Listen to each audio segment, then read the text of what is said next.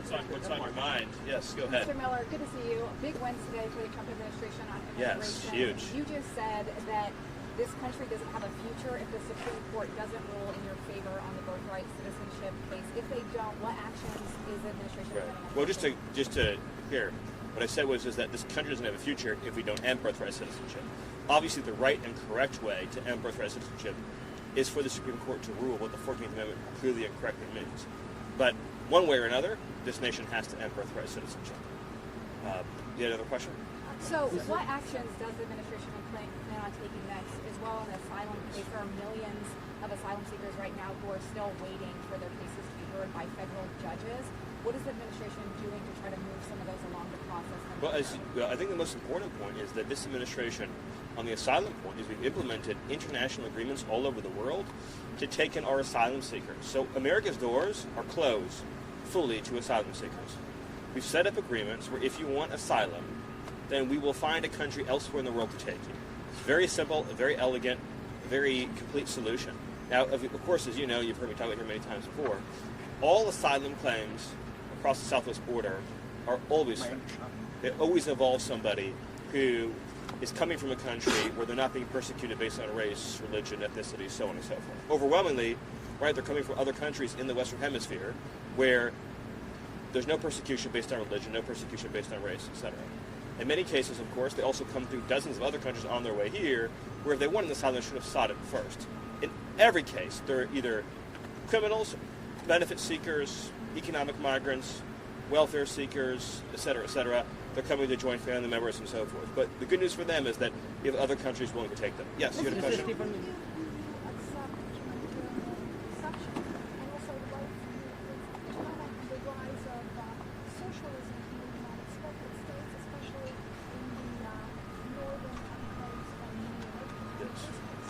Well,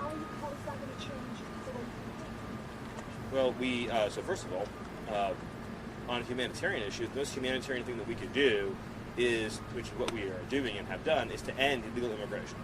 That is the most humanitarian thing. Every single illegal immigrant who comes to the United States is brought here by a cartel, by a foreign terrorist organization.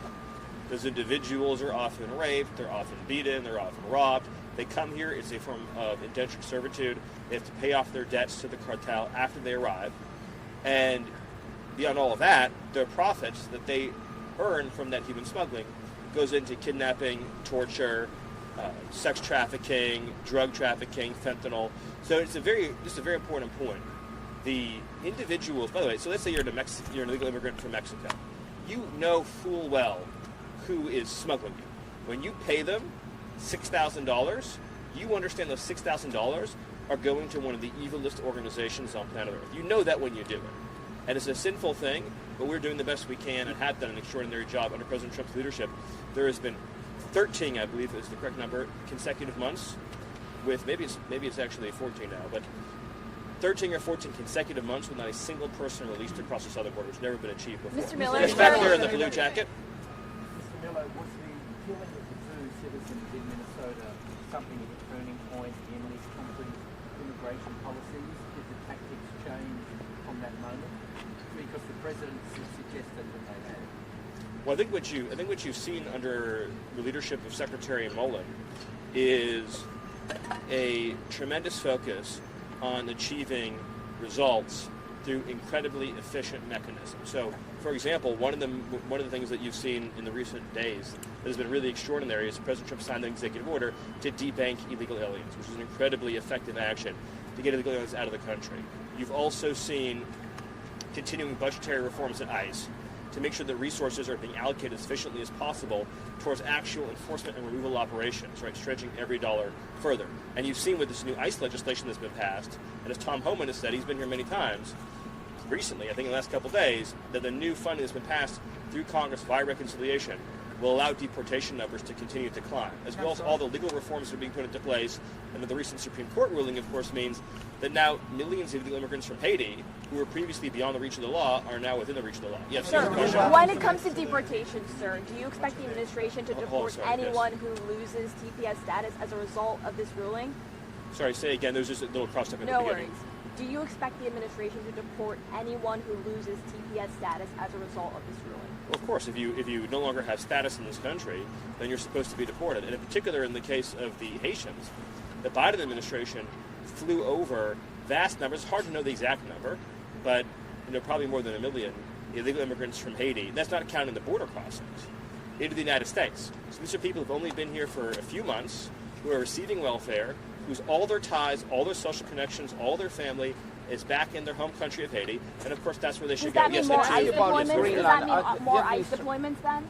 In light of sorry, go ahead. Yeah, in light of the NATO issue and everything else, are you guys still looking at Greenland to get NATO support, or to get access to the Arctic? What's well, the president's been clear about how important Greenland is to the United States, but I don't have any updates on Greenland. Time for one more question. Yeah, go ahead. Right. Does the administration consider Haiti a safe country? For Haitians, absolutely. For Haitians? Yes. Despite the do not travel warnings, Yes. So yes, Haitians live in Haiti. It's not our position that Haitians should leave Haiti. I mean, it'd be crazy for us to say that Haitians couldn't live in Haiti. It's their country. Of course, Haitians should live in Haiti. There's no viable asylum, or to use a technical term here, CAT claim or withholding claim for any Haitian seeking relief from going back to Haiti, to their homeland. The fact that there might be pockets of Haiti where there's higher crime rates, guess what? There's pockets of Chicago with crime rates just as high, right? There's pockets of cities like St. Louis with crime just as high. Pockets of Los Angeles with crime just as high. It has never been the case that having communities that have high crime rates is a basis for asylum. Never has been, never will be. Thank you all. Have a great day. Support journalism you trust. Support PBS News. Donate now, or even better, start a monthly contribution today.